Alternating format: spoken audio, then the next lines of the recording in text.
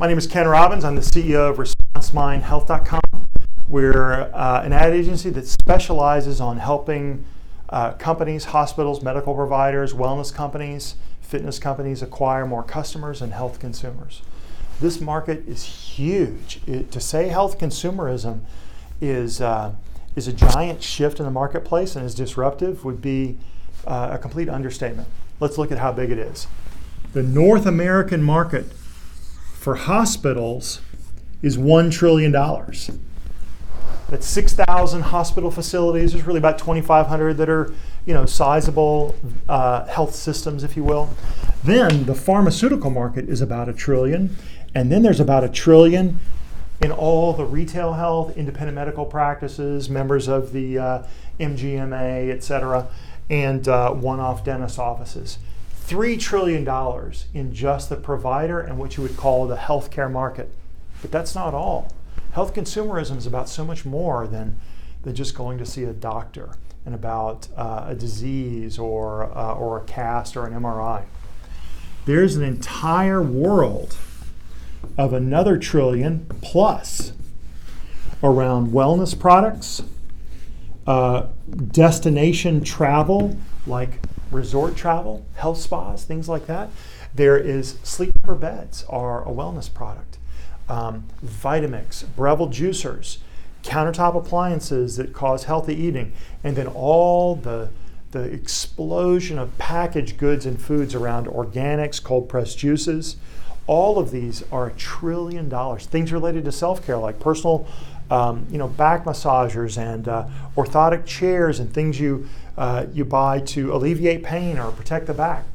All of these are in the health and wellness market, and they're all part of health consumerism. Because what they represent is that the consumer is wresting control of what's going to happen to them next and how they're going to deal with an ailment or their own health away from other people.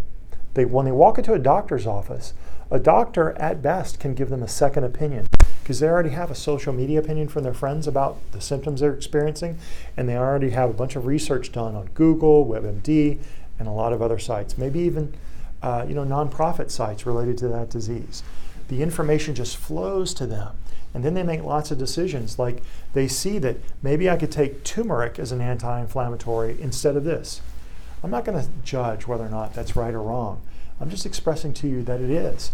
Then over here we have this thing called Elite Fitness. I don't know if it was CrossFit or it was Iron Man that really kicked this off, but one of them around 2010 really jacked up the world on doing a lot more weightlifting, which has led to a desire to eat much cleaner, to fuel the body for that type of performance. I started lifting weights 4 years ago. If you told me 8 years ago that I would be lifting weights in my 50s, I said, are you kidding me? I don't have time for that. But I go to the gym 3 days a week, and I do nothing but weightlifting.